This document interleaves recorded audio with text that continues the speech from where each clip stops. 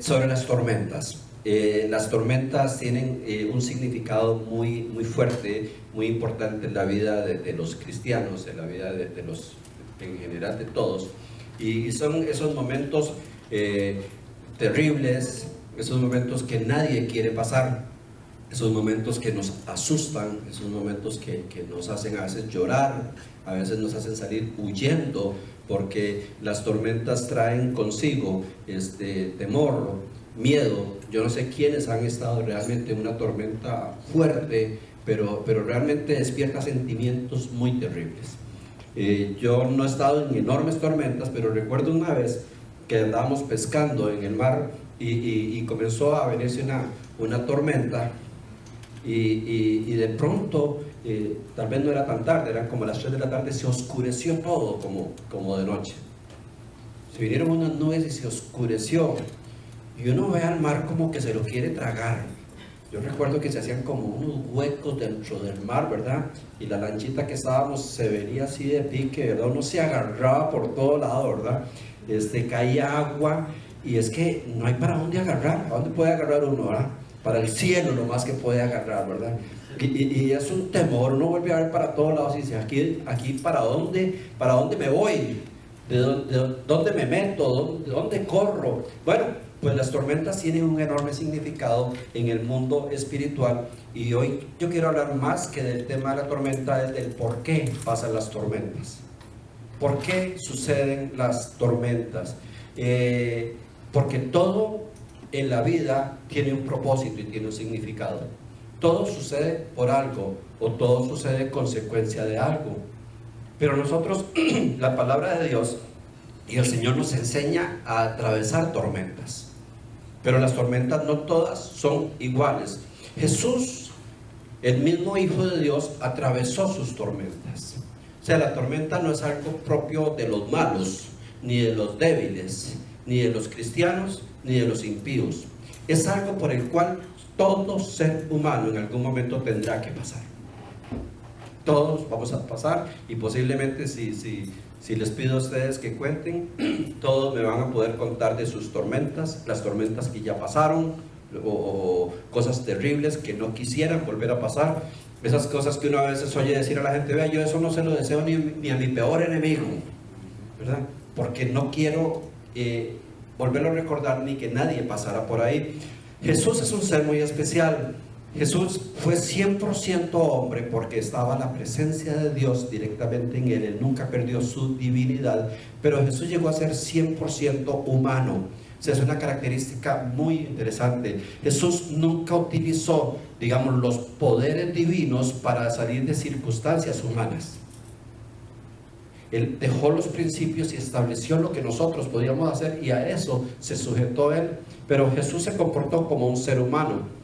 Jesús, dice la palabra de Dios, pues que nació como nace cualquier niño, se crió, se desarrolló. Hay poca información de su infancia, nada más nos dice que a los 12 años estaba en el templo, y después dice que decía en gracia para con los demás. O sea, era un niño normal, posiblemente fue a la escuela, fue al colegio, aprendió un oficio, trabajaba, es muy posible con su papá en carpintería, un hombre bastante normal. Tal es así que cuando Jesús comenzó a predicar y la gente se extrañaba, decir, pero este no es el hijo del carpintero.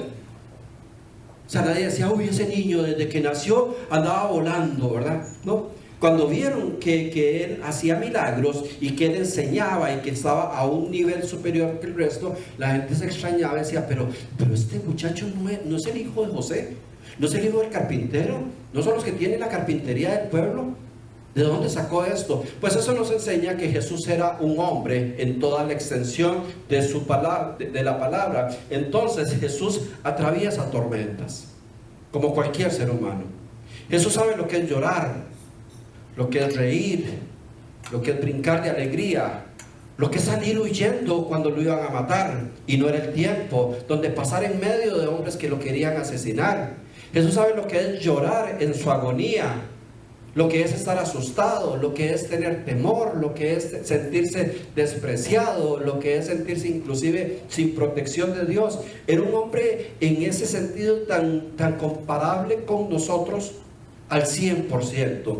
La única diferencia de Jesús pues es que Él no pecó, que fue santo de principio a fin. Pero por lo demás, dice la palabra de Dios que tenemos un sumo sacerdote que nos puede comprender en todo, porque pasó por todas las pruebas que nosotros podemos pasar. Entonces el Señor pasa tormentas. Y quiero leer en Marcos 4:35 para ustedes. Al anochecer aquel mismo día, Jesús dijo a sus discípulos: vamos al otro lado del lago. Entonces dejaron a la gente y llevaron a Jesús en la barca en que estaba, y también otras barcas lo acompañaban. En eso se desató una tormenta con un viento tan fuerte que las olas caían sobre la barca, de modo que se llenaba de agua. Pero Jesús se había dormido en la parte de atrás, apoyado sobre una almohada. Lo despertaron y le dijeron: Maestro, ¿no te importa que nos estamos hundiendo? Jesús se levantó y dio la orden al viento y al mar: silencio, quédate quieto. El viento se calmó y todo quedó completamente tranquilo. Después Jesús dijo a sus discípulos: ¿por qué están asustados? ¿Todavía no tienen fe? Ellos se llenaron de miedo y se preguntaban unos al otro: ¿quién será este que hasta el viento y el mar lo obedecen? Jesús está en su vida normal. El ministerio de Jesús era un ministerio posiblemente muy asediado por gente, muy cansado. Jesús caminaba de un lugar al otro y lo seguían multitudes. Jesús predicaba, enseñaba, sanaba, liberaba desde que se despertaba hasta la noche. Y todavía en las noches, cuando ya estaba todo quedito, le decía a sus muchachos: vámonos a orar un rato, ¿verdad? A la montaña. Entonces era una vida realmente fuerte, la de un ministerio como la de Jesús. Y Jesús muestra su humanidad. Ellos iban a cruzar al otro lado del mar, y el Señor iba sumamente cansado. No es pecado cansarse. A veces encontramos personas que están cansadas de lo que sea, del matrimonio, del trabajo, de los problemas. A veces encontramos ministros de Dios cansados, que si yo tengo unas ganas como de comprarme un candado y ponérselo a la iglesia y salir corriendo, porque nos cansamos como seres humanos. No es pecado. Jesús se va cansado y dice que se va a la parte de atrás de la barca donde están, y de una forma particular nos dice que agarra una almohada y aparentemente la abraza, ¿verdad? Y se recuesta sobre ella y queda dormido. Imagínense lo cansado que venía. Yo no sé si usted ha dormido sumamente cansado. No se duerme donde sea, ¿verdad? Imagínense que hay gente que aquí se duerme a veces en la iglesia. Y yo lo veo y digo: voy a poner almohadas aquí para que puedan descansar mejor. Yo cuando me decía un maestro, me decía: cuando usted ve en la iglesia que le dice que sí, se está durmiendo. Porque hacen así. Y uno cree que están bien positivos, y no, es que ya se les cae la cabeza. Aquí hay algunos, y yo a veces digo: Señor, ministrale el sueño, porque ya yo lo dormí. Entonces Jesús estaba sumamente cansado y va y se acuesta, se duerme, y dice que de pronto se desata una terrible tormenta. La tormenta que se desató en ese momento no fue una tormenta normal, porque nos narran otros evangelios que los marineros estaban aterrorizados, y los marineros están acostumbrados a las tormentas, ¿verdad?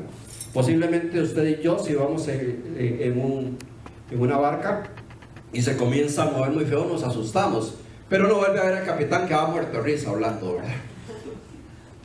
Yo cuando vuelo, cuando ando en un avión, y el avión se pone muy feo, yo siempre busco a ver qué cara está haciendo la aeromoza. Si está hablando tranquila, eso es normal. Pero una vez vi una aeromoza llorando, y yo venía muerto de risa y se me acabó la risa. Y digo: si esta mujer está llorando, es que esto se complicó. Y se sentó en la sillita que ella se puso y comenzó a posiblemente orar, pero venía llorando. Y yo estaba desesperado, digo, hasta aquí llegó la historia. Cuando vemos a los marineros que dicen que se aterrorizaron porque sintieron exactamente que se había llegado el último día, no estamos hablando de una tormenta normal, sino de una tormenta que dice que se levantaban las olas y inundaban completamente toda la embarcación. Los marineros trataban de sacar el agua y les volvía a caer, se venían rayos, se venían truenos, había oscuridad, se sentía prácticamente la muerte.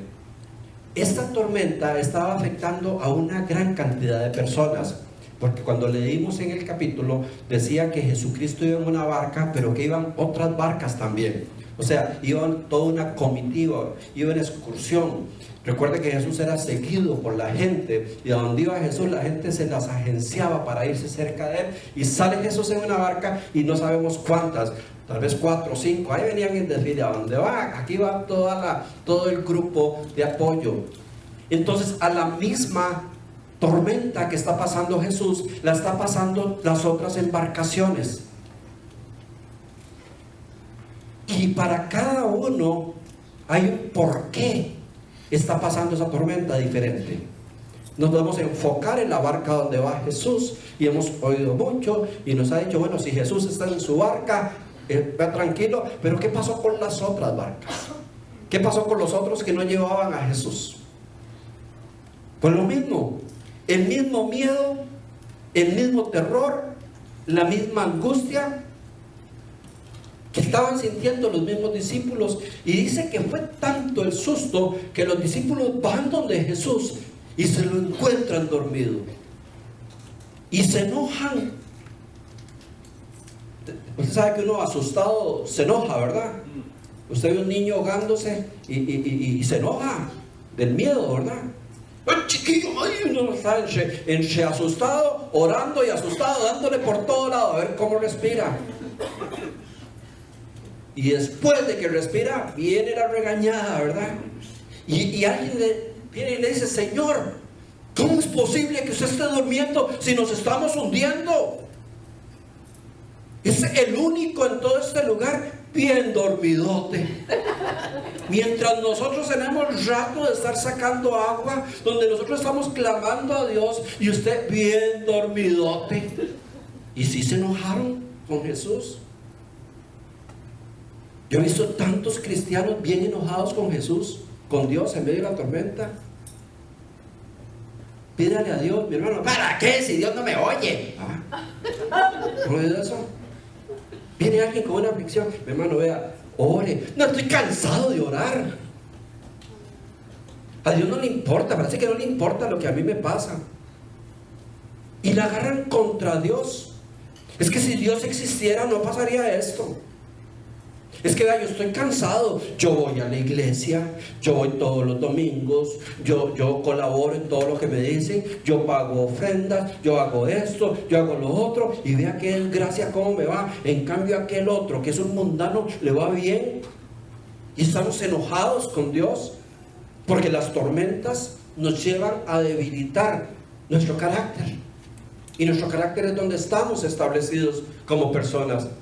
Esa persona se enoja con Dios, con Jesús, y de pronto Jesús se despierta. Y yo creo que posiblemente también se despertó enojado, ¿verdad? Porque cuando uno lo despierta mal, difícilmente uno, no sé si se lo han despertado de un golpe, ¿verdad? A veces está durmiendo y viene un niño, ¡pah! Y se te tira encima y se despierta uno, ¿verdad? Y uno desea ahorcarlo. O un ruido enorme o algo que explotó, se despierta uno. Bueno, Jesús le reacciona y se despierta, no dice nada, pero de un momento a otro habla con autoridad, con una autoridad especial.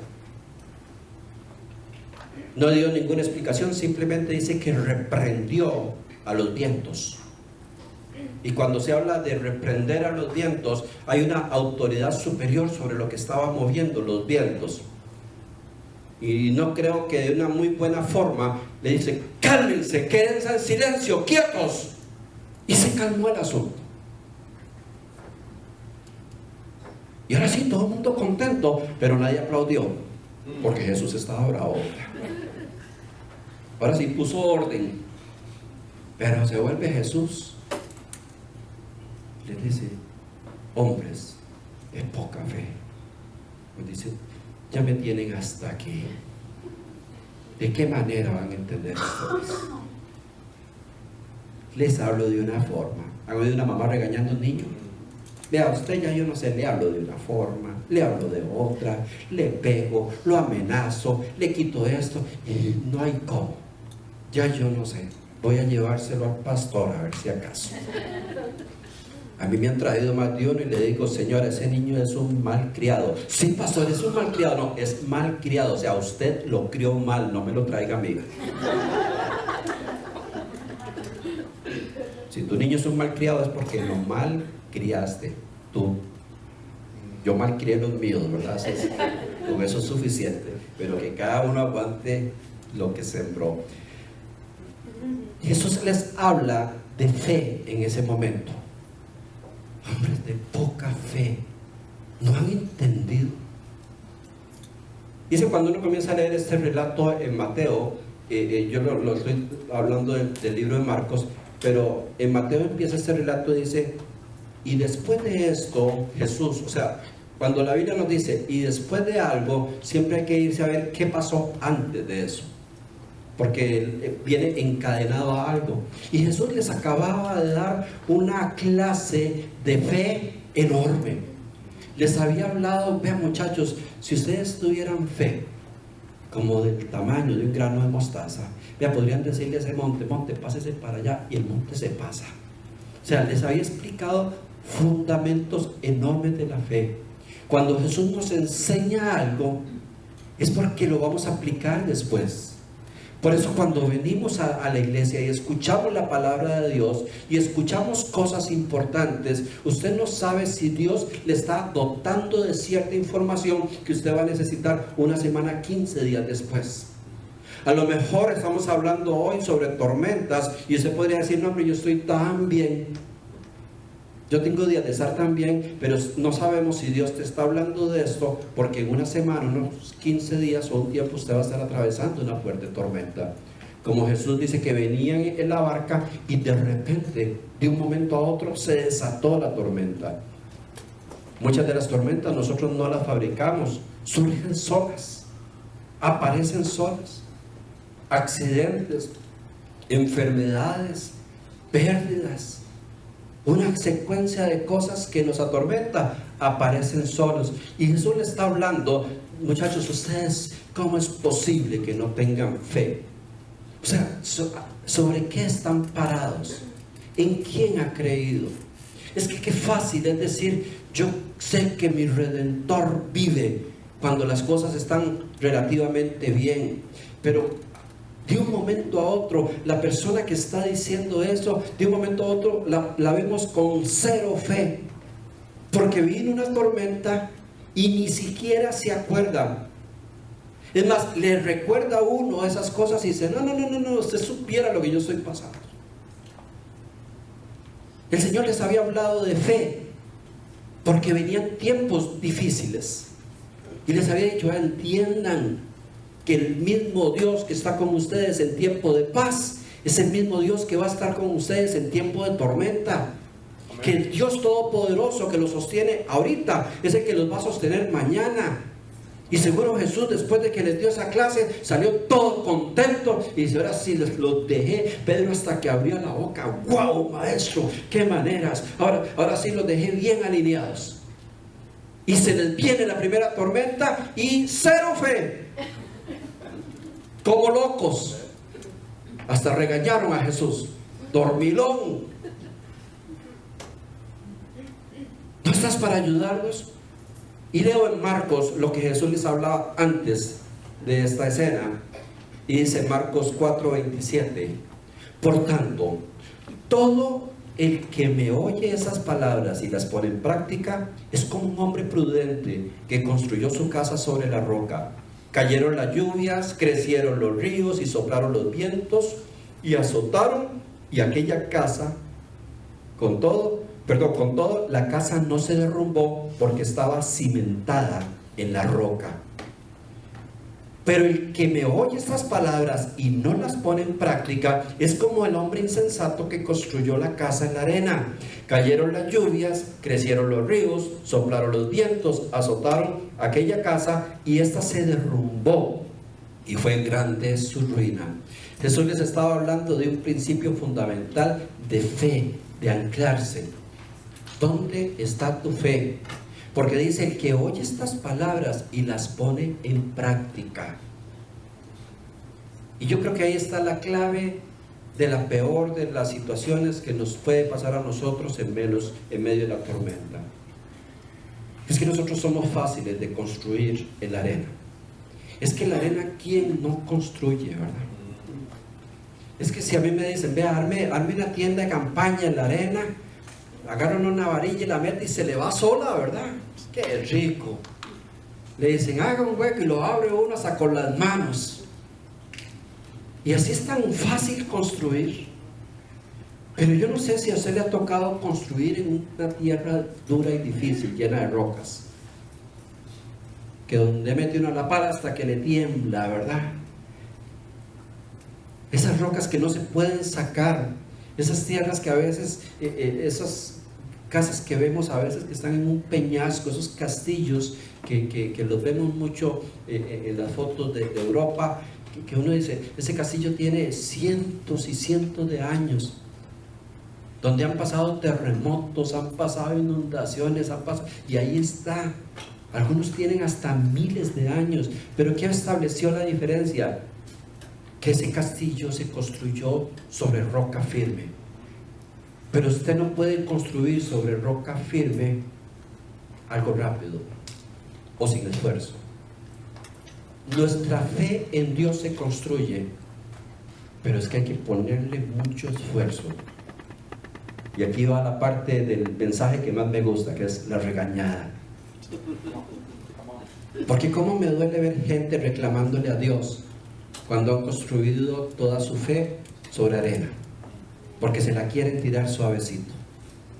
Iglesia, cansados, y no nos vamos a retirar nunca de pedirle a usted, lea la Biblia, lea la Biblia, discipline a su yo interior, háblele su alma, haga como el rey David. David agarraba su alma y la sentaba y le pegaba una regañada y le dice, bendice alma mía a Jehová y no te olvides de ninguno de sus beneficios. Y el alma hasta que hacía así le dice, póngase las pilas y no le mete un solo patadón. Cuando nosotros sabemos y le hemos creído a Dios, comenzamos a construir una base de fe muy fuerte, pero hay que pagar el precio. Hay que pagar, porque dice la palabra de Dios que estrecho y angosto es el camino por el cual nosotros caminamos. Y muchos quieren tener una vida cristiana de victoria sin construir en la roca firme, construyéndolo suavecito. ¿Saben qué es lo más suavecito de construir? Venir los domingos 2 horas a la iglesia. Eso es suave. Y yo sé que ese silencio es un amén del corazón.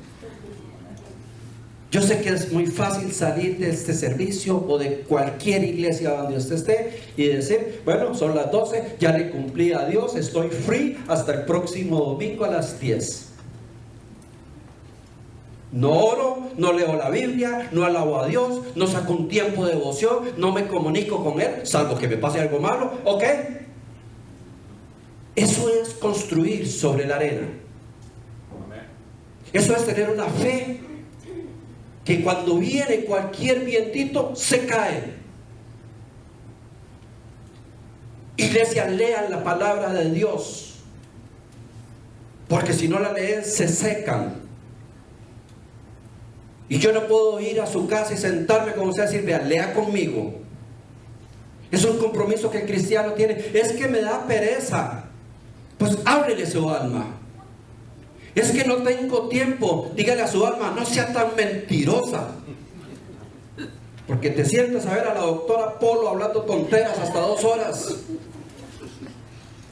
Porque si sacas tiempo para ver la novela. Porque si sacas tiempo para ver el partido. Porque sacas tiempo para Facebookear. Y cuando alguien me dice, pastor, es que yo no tengo tiempo, no está diciendo la verdad. Lo que pasa es que no quiere construir sobre la roca. No es fácil levantar una edificación cuando usted comienza a meter la pala y se le pega. Mejor decir, no, vámonos y busquemos otro terrenito más suave. ¿Qué va? Aquí vamos a durar quién sabe cuánto. Pero son las construcciones que después, cuando vienen las tormentas, pasan. Vengan a orar a la iglesia. Aquí hay un grupo fiel de unas 4 o 5 personas que venimos a orar a la iglesia. Y ya muchos han creído que eso es la comisión de oración de la iglesia. Y cuando se da el anuncio, el sábado hay oración, no, eso es para eso no es para mí. Y les dice uno, y a veces uno quiere poner un plan de premios, el que viene a orar, le vamos a dar un premio, ¿verdad? Una surprise. Pero nosotros simplemente le decimos a la gente, porque así le decía Jesús a las personas, búsquenme ahora que me pueden encontrar. Porque después van a venir corriendo, ¿verdad? Y a lo mejor no me encuentran. Después, cuando la persona está en medio de la tormenta, así lo llaman, pastor, van a orar mañana para ir. No pueden empezar a las 6, porque estoy en una tormenta que ahora sí necesito. Pero cuando el viernes nos acostamos en la noche y usted abrió el Facebook y vio que el pastor puso, recuerden, mañana hay oración. Yo te reprendo en el nombre de Dios. Eso es para Severo, para Celi, para él. Eso no es para mí. Yo pongo una foto con un peinado verde y se me llena de like. Y pongo, hay oración el sábado. ¿Y sabe quién le da like? La mayoría, los que no pueden venir. De Costa Rica me dan un montón de like. Y estos bandidos, ¿verdad? Qué fácil es darle like porque sabe que no pueden ir. Y los otros, y como el Facebook le dice a uno, ¿cuántos lo vieron? Y todos estos bandidos lo ven y no le pongo like porque yo no me quiero comprometer. Ora sin cesar. La iglesia tiene de todo, tiene enseñanza, tiene alabanza, les impulsamos, les decimos, lean la Biblia. Como decía Charlie ahora, vea, hasta sentadito en el baño usted lee el capítulo del día. Yo aleatoriamente de vez en cuando le digo a alguien, ¿estás leyendo la Biblia? A veces. O sea, no. El alimento diario del cristiano. El alimento diario del cristiano. Lo que no podría faltar en nuestra dieta. Lo que te toma 2 minutos al día. Lo que le hace una disciplina a tu alma. Donde está tal vez la palabra que necesitabas leer para soportar lo que venía en el día. Donde estaba Dios deseando comunicarse contigo. Y después hay personas que dicen que yo no sé, Dios no me habla. Buscadme y me hallaréis, dice la palabra de Dios. Entonces, ¿sobre qué estamos estableciendo nosotros nuestra fe? ¿Sobre el Dios de los domingos un ratito? ¿O sobre el Dios de todos los días? Sobre ese Dios que tenemos presente en todo momento y en toda decisión, o el que nos permite las religiones visitarlo un ratito de vez en cuando. ¿Sabe cuál es el problema de la fe? Que la fe nos hace despegar, la ausencia de fe nos hace despegarnos de Dios. Y al rato cuando perdemos la fe, lo que nos queda es simplemente religión. Y la religión es un cúmulo de costumbres donde Dios no está. Y para muchos es más fácil cumplir religión que tener una vida de acción y de fe en un Dios que está vivo. Entonces nos vamos separando de Él. Dice el libro de Hebreos, sin fe es imposible agradar a Dios. Y me encanta lo que explica después, dice, porque es necesario que el que se acerca a Dios crea que lo hay. Y vivimos una época donde la mayoría dice que se acerca a Dios ya creyendo que lo hay. porque han tomado una religión, han sustituido la relación con Dios por una religión, por cumplir un par de rituales por semana. Es necesario que el que se acerca a Dios crea que lo hay y que es galardonador de los que le buscan, o sea, que premia, que se conecta, que está hecho uno con usted si usted le busca, porque el que busca al Señor lo encuentra. Por supuesto que después vienen las tormentas y dependiendo de donde usted construyó su relación con Dios, va a soportar o no soportar la tormenta. Cuando has consolidado una fe en Dios, pero has pagado el precio de conectarse con Dios, de poner a Dios primero en su vida, de la obediencia, de leer la palabra de Dios, de orar, de estar firme en sus principios. Pueden venir las tormentas que sean y usted dice: yo sé que mi Redentor vive, yo sé en quién he creído, y por difícil que está esto, lo peor que me puede pasar es que me muero, y si me muero abro los ojos en presencia de Dios y that's it. Hasta en inglés estoy hablando, bostoniano. Pero cuando vemos personas que con cualquier soplido se desesperan, que con cualquier enfermedad se caen, que con cualquier circunstancia parece que se les acaba el mundo, nos están hablando: ¿dónde construiste tu casa? ¿Dónde construiste tu casa? La arena es la religión. La arena es la religión. La religión todo lo hace fácil.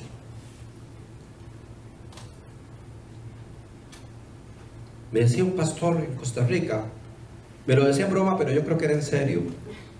Me dice: a mí no me importa que la gente no vaya a la iglesia, mientras manden la ofrenda. Y me lo decía riéndose, pero yo creo que era cierto, ¿verdad? Algunos creen que es cumplir ciertas cosillas para mantenernos relacionados con Dios, pero iglesias pagan el precio de construir sobre una roca, de volar cincel y taladro y meter las anclas, de estar ahí tal vez arrodillado dándole para poder poner una base fuerte, donde el otro construyó su casa en 15 días y usted tiene 2 meses y no ha empezado porque está apenas cimentando la base. Ese es el precio del cristiano. Ese es el precio que transforma nuestras vidas. Eso es lo que mucha gente a veces compara injustamente. Y si yo no sé por qué, pero si Dios le contestara, seguro Dios le dice: yo sí sé por qué.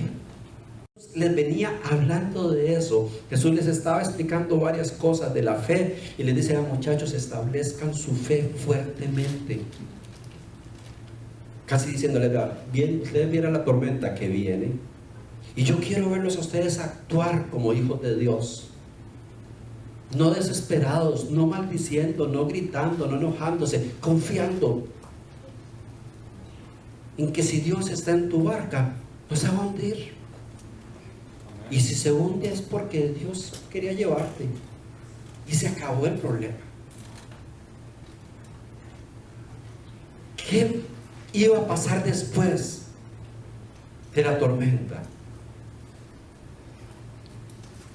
Jesús iba camino, y si usted lee toda la historia, iba camino a una ciudad llamada Gadara, donde estaba el hombre endemoniado más endemoniado de toda la palabra de Dios.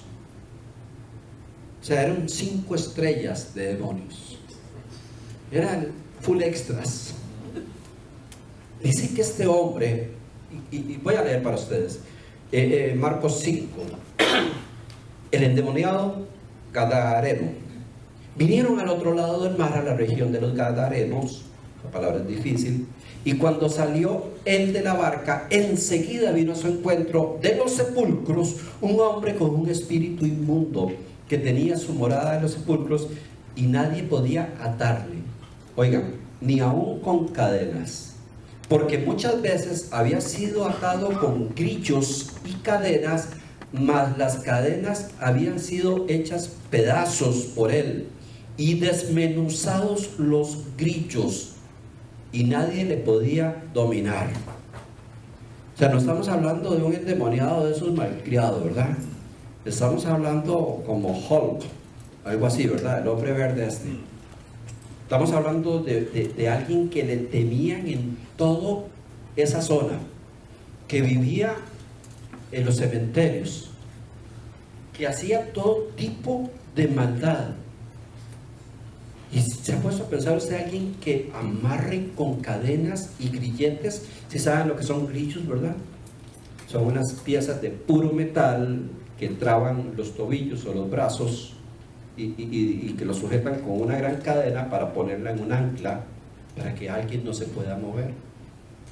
Y que este hombre dice que despedazaba las cadenas y que agarraba los grilletes y los desmenuzaba, o sea, los hacía polvo. Estaban de frente, ellos estaban llegando a Gadara, a este lugar donde este hombre era el que gobernaba con miedo porque todo el mundo le tenía temor.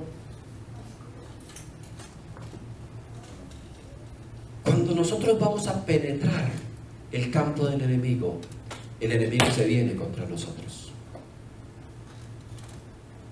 Y la batalla espiritual que se iba a dar en ese lugar posiblemente era la más grande que se había dado en la tierra desde que Jesucristo empezó su ministerio, porque era una posesión. Y dice que llega Jesús y este hombre viene y lo confronta. Y ahí viene otra historia que él le pide. Era una legión, no sabemos cuántos miles, algunos teólogos tienen diferentes conceptos, pero se estaba hablando de miles de demonios que vivían dentro de ese cuerpo. Y ellos dicen: ¿qué tienes contra nosotros? O sea, ¿por qué nos vienes a complicar nuestra vida?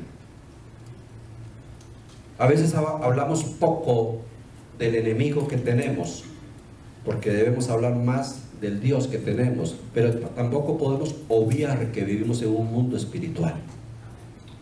Y que el mundo espiritual está lleno de espíritus buenos y espíritus malos. Y que hay demonios y que hay espíritus enviados por Satanás a destruir y a causar tormentas.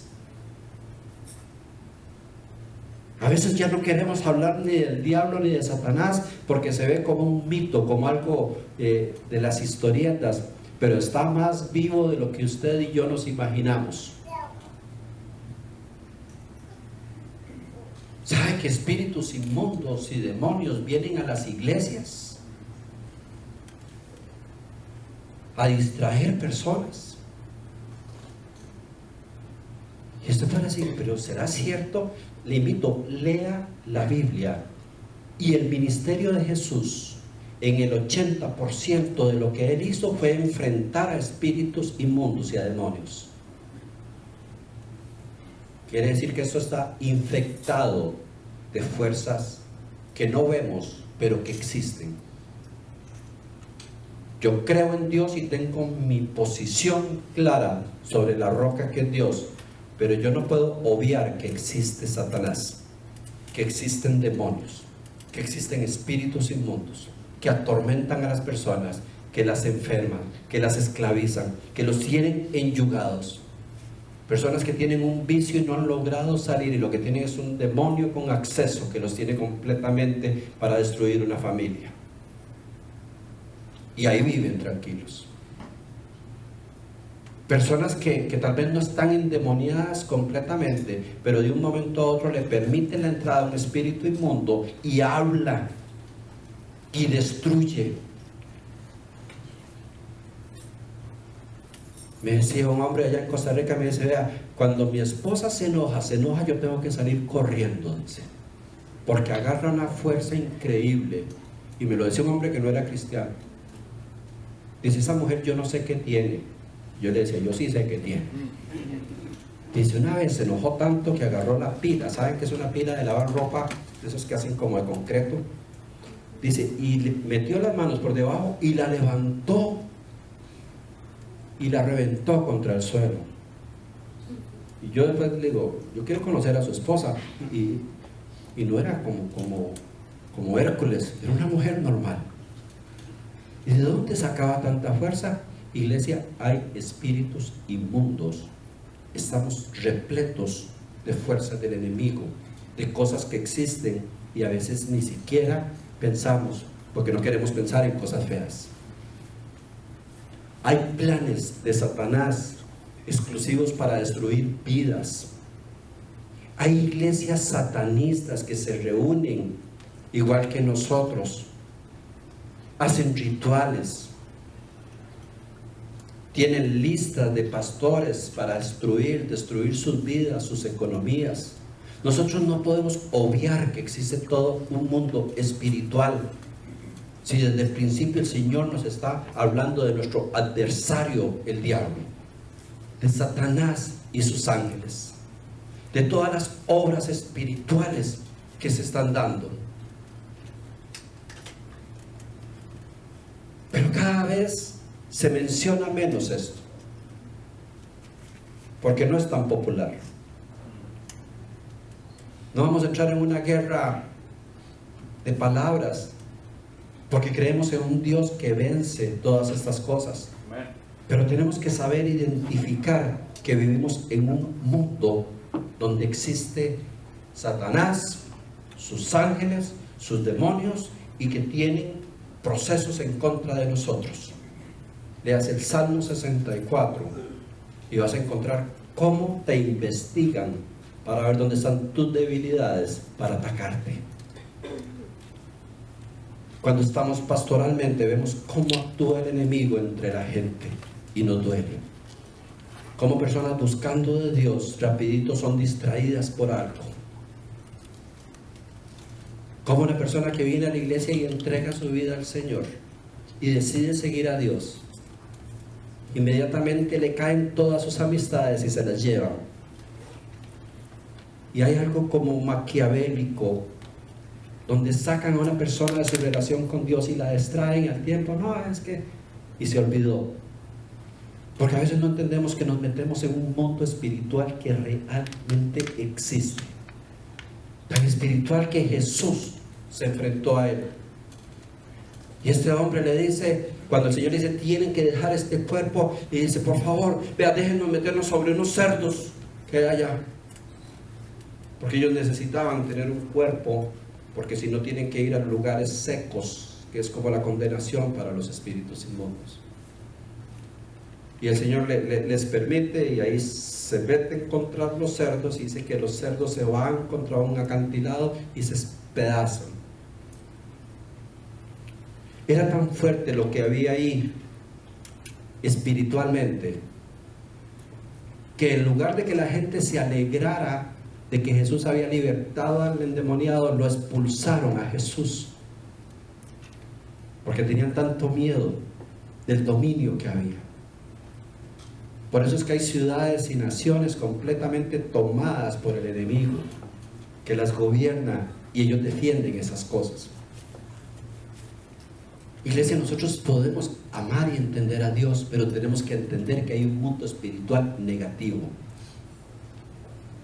Encomienda a Jehová tu camino. Encomendémonos a Dios. A veces vivimos tan tranquilos como que no hubiera nada en contra nuestra. Y hay planes exclusivos para hacernos daño. ¿Quién cree ustedes que organizó la tormenta donde venía Jesús? Sino en misma fuerza del enemigo. ¿Por qué Jesús no calma al mar, sino que lo reprende? Porque lo que estaba viendo era una acción espiritual para tratar de hundir las barcas, porque sabían que Jesús iba a tomar control del otro lado. ¿Por qué nosotros nos cuesta tanto entender que el enemigo tiene planes de destrucción para nuestra vida? que nos trata de sacar de nuestra relación con Dios, que hace lo posible para que una persona se aparte de las cosas de Dios, para destruir su vida. Y a veces tan pasivamente vemos todo como normal y natural. Hace un tiempo una pareja entregó su vida al Señor en este lugar y a mí me llenó de gozo, porque era gente que estaba luchando y saliendo adelante de procesos bien difíciles. Y comenzaron a caminar de una forma linda, acercándose a Dios. Y como a las 3 semanas, simplemente dijeron: conseguimos un trabajo donde hay que trabajar los domingos. Y abandonaron a Dios y a sus principios.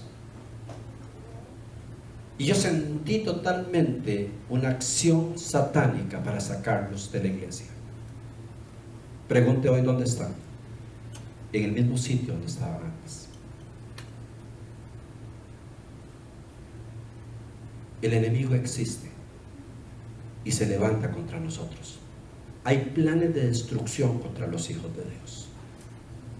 No tenemos que tenerle miedo a nada de esto, porque el que está en mí es mayor que el que está en contra de mí. Pero tenemos que estar conscientes de que existe. Por eso muchas veces cuando una persona está batallando por venir a la iglesia o no, hay una guerra espiritual. Ay, qué pereza, que esto, que lo otro, que aquí, que allá. Yo de vez en cuando ayuno. Y los días de ayuno casi siempre tengo una invitación a almorzar. Sí. Y a veces alguien que quiero ver y me escribe a veces el día antes: ¿podemos almorzar mañana? Y tal vez una persona que yo tengo un anhelo de hablar con ella. Yo le digo: no, mañana no. El otro día: no, ya yo no puedo. Y se perdió. Porque hay alguien que está tratando de desconectarme con mi relación con Dios. Ustedes no me vean tan raro decir: oye, el pastor viene medio espiritista hoy. Existe. Jesús estaba con sus discípulos y les preguntó y dice: ¿quién dice la gente que soy? Y comenzaron a decirle que que lo otro, que aquí, que allá. Y dice, y le dijo a sus discípulos: ¿y quiénes creen ustedes realmente que soy? Y se paró Pedro Paniagua, ¿verdad? El que siempre hablaba, y dice: tú eres el Dios, tú eres el Cristo, el Hijo del Dios viviente. Y el Señor le puso una estrellita acá, ¿verdad? Y le dice: Pedro, qué bárbaro, lo que has dicho no te lo reveló ni sangre ni carne, eso viene directamente de Dios. Y Pedro se paró y dice: el ungido de Dios, el number one de este grupo. Pero cuando leemos 4 versículos para abajo, ¿sabe qué le dijo Jesús a ese ungido? Apártate de mí, Satanás. A Pedro, al ungido: apártate de mí, Satanás. Y Pedro se le cayó la estrellita que le habían puesto. Entonces, si el mismo Jesús detecta que el mismo Satanás, a un hombre que es usado por Dios, también Satanás lo puede usar, ¿por qué nosotros no vamos a creer que Satanás puede usar a cualquier persona para arruinar nuestra vida? ¿Sabe qué le estaba diciendo Pedro a Jesús? Un buen consejo. Simplemente le estaba diciendo, cuando Jesús habló de su muerte, Pedro le dice: no, Señor, esto yo arreglémoslo de tal manera para que usted no pase. Le estaba acomodando las cosas para que no cumpliera. Pedro no le estaba diciendo una maldad a Jesús, le estaba diciendo simplemente que no muriera en la cruz. Pero Jesús detectó claramente que el que estaba hablando a través de Pedro era su enemigo, para que no cumpliera el propósito de Dios. Entonces, ¿no podrá Satanás usar a cualquier persona de la iglesia para arruinarnos? Para que nos enojemos con Dios, para que nos vayamos con Dios, para que no volvamos a tener relación con Dios. ¿No podrá el Señor usar tal vez inclusive a mismos familiares de nosotros para herirnos, para maltratarnos, para bajar nuestra fe? Pues sí, vivimos en un mundo 100% espiritual. ¿Sabe que si nosotros tuviéramos un detector acá de lo que se llama el espectro radioeléctrico, que es donde andan todas las ondas, nosotros en este momento, si tuviéramos eso acá, lo que veríamos son ondas y rayas por todo lado? Aquí, ¿sabe qué hay? Señales de televisión en este momento, un montón, señales de radio, señales celulares, señales de emergencias. Nosotros no las vemos. Y nosotros caminamos por la iglesia y nadie dice, ay, pegué con una onda de Canal 4. Pero si usted enciende un receptor acá, ve que te funciona Canal 4 porque aquí está la onda de Canal 4. Simplemente un radio es un transmisor de las ondas que están cerquita de él. Entonces, si se nos abrieran los ojos del espectro radioeléctrico, nos volveríamos locos de ver el montón de ondas que andan por todo lado acá. Bueno, si se nos abrieran los ojos espirituales, veríamos el montón de demonios que andan en las iglesias, en las casas y en las calles. Satanás no fue la primera vez que trató de matar a Jesús, lo trató de matar varias veces. Y toda la tormenta que se desató era a ver si lograba hundir la barca donde venía Jesús, porque se iba a presentar ante el hombre más poderoso que tenía en toda la zona. Por eso el Señor le dice, hombres de poca fe, no han entendido esto. No me pueden entender esto. Les cierro diciendo, iglesia, hay puedo hablar de 4 tipos de tormentas. Hay una tormenta que le llamo la tormenta colateral. Una tormenta colateral es el daño ese que uno simplemente estaba en el lugar equivocado en el momento no indicado. Eso que usted va pasando por un lado donde explotó una bomba y le cayó un pedazo encima, ¿verdad? O eso que se vino un virus y te cayó porque precisamente en el momento que alguien estornudó se venía haciendo acá y se vinieron para donde usted. O sea, son tormentas que se nos vienen donde nosotros no hemos hecho nada para que lleguen. Son cosas normales de las que la palabra de Dios dice, mientras vivamos en este mundo tendremos aflicción, o sea, que le pasan a todos los seres humanos. No todo es culpa del diablo, no todo es culpa de Dios. Hay cosas naturales, hay cosas que pasan porque tienen que pasar, y le pasan a los buenos y le pasan a los malos. Pero muchas veces quedamos en medio de una tormenta por un daño colateral. Yo venía manejando prudentemente y alguien frenó por allá y comenzaron a frenar y yo terminé pegando y me pegaron por atrás y despedacé mi carro. Y estoy metido ahora en un problema porque tal vez no tenía con qué trabajar o no tenía con qué arreglarlo y estoy en una tormenta, pero yo no hice nada para estar ahí. Esa se llama la tormenta colateral, secuencias de nuestros errores, que nosotros mismos las generamos, pero que cuando se vienen le echamos la culpa al diablo o a Dios. Hay personas en este momento sufriendo un montón de cosas porque tomaron decisiones incorrectas. Hay mujeres que llegan con sus ojos morados de los golpes que les da su esposo. Eso no fue un amén, ¿verdad? Pero tal vez hace tiempos a esa mujer alguien le dijo, no se vaya a casar con ese hombre. Ese hombre ni teme a Dios, ni respeta a su familia, ni nada. Ay, es que yo lo quiero mucho. Bueno, cásese. Y muchos de los que están sufriendo hoy es porque tomamos decisiones erradas. Si yo me voy a un bar y me emborracho, bueno, nadie dice que se emborracho, me tomo unas chelas ahí para ponerme bien contento y voy para mi casita y en eso me agarró la policía, yo no voy a decir, uy, qué Satanás más desgraciado, ¿verdad? Porque Satanás ni cuenta se dio. Pobre diablo, a veces dice, ay, a mí me echan las culpas de todo, ¿ah? todo yo. Y la persona ahí, borracha, va a dar a la cárcel.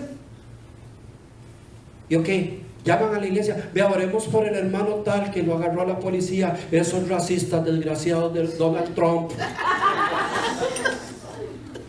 Y simplemente fue una persona que tomó una mala decisión y tiene una tormenta, lo agarraron, puede ser hasta enviado a su país, se le pueden venir un montón de problemas y está viviendo una tremenda tormenta, pero no fue ni Dios ni Satanás, fue él el que la creó. La mayoría de tormentas que nosotros vivimos las hemos formado nosotros mismos, con malas decisiones. Es que no tengo ni con qué comer. Y mis hijos no tienen con qué comer.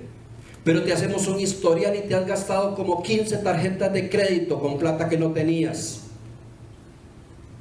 Y tienes una pantalla que parece la del Dallas Cowboy.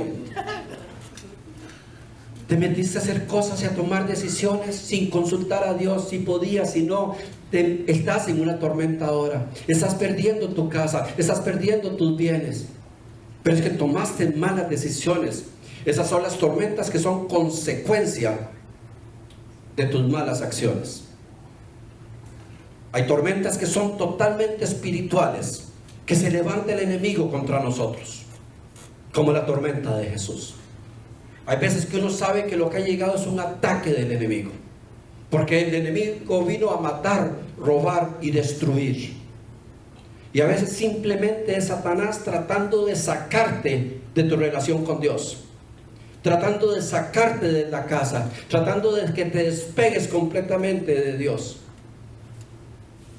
Y Satanás inventando cosas para distraerte. Jesús sanó enfermos, ¿de acuerdo? Pero también le trajeron enfermos y los liberó, porque no eran enfermedades, sino eran demonios lo que tenían. Y le trajeron en algún momento una persona que era sordo y mudo. Y el Señor le dice: en el nombre de Jesús te sano. Le dice: espíritu sordo y mudo, deja este cuerpo. Le trajeron una mujer sirofenicia que estaba totalmente encorvada. Y lo que tenía era un demonio que la tenía doblada. Y el Señor le dice: te sano. Dice: en el nombre de Jesús suelta a esta mujer. El demonio salió y la mujer se levantó como si nada. Hay muchas enfermedades que son demoníacas. Hay muchas enfermedades que son normales como enfermedades. Pero hay mucha gente que está postrada porque Satanás ha tenido posesión de área de su cuerpo, porque les enferma. Hay personas que sufren unas migrañas terribles. Y cuando esa persona sufre la migraña, no solo sufre ella, sufre toda la familia. Porque es un estado de estrés terrible. No estoy diciendo que todas las migrañas son del enemigo, pero sí sé que hay tantas formas como el enemigo se mete a hacer tormentas en nuestras vidas. De pronto podrías llegar a tu casa y encontrar que te vaciaron todo lo que tenías. Y entras en una tormenta. Se robaron sus ahorros, se robaron lo que tenían. Y usted dice: yo no he hecho nada. Y es un momento simplemente donde usted va a decir: esto es una obra de Satanás para sacarme de mi relación con Dios. Esto es algo que el diablo quiere hacer en mi vida para que yo no llegue al lugar donde Dios quiere llevarme. Y la última tormenta son las que Dios permite para aumentar nuestra fe. Esa tormenta que es un tiempo de prueba difícil, que a lo mejor sos juzgado y criticado o dejado solo, que se dice: no sé por qué se desató esta tormenta, pero yo sé que si Jesús está conmigo, yo voy a salir adelante. Esa tormenta que nos hace crecer en fe, aumentar nuestra fe y creerle a Dios. Esa tormenta que después de que pasa, uno es más sólido y más fuerte. Y uno dice: sí, yo sé que se me vinieron todas las cosas en contra mía, pero también sé que el Señor me sacó de la manera más maravillosa. Yo no sé esta mañana cuál tormenta puede estar pasando por su vida. Si está viviendo un daño colateral o las consecuencias, o si es el enemigo que se ha levantado contra ti, o si es Dios permitiendo que desarrolles tu fe. Pero sí sepa que para cualquiera de las 4 tormentas, existe la misma solución. Para cualquiera, sea por culpa tuya lo que estás viviendo, seas por el que es el mismo Satanás, sea porque Dios lo permite o porque simplemente pasó, el antídoto es el mismo: nuestra fe en Dios. ¿Dónde nos anclamos? ¿Dónde estamos parados? ¿Y dónde construimos nuestra casa? Póngase en pie, por favor.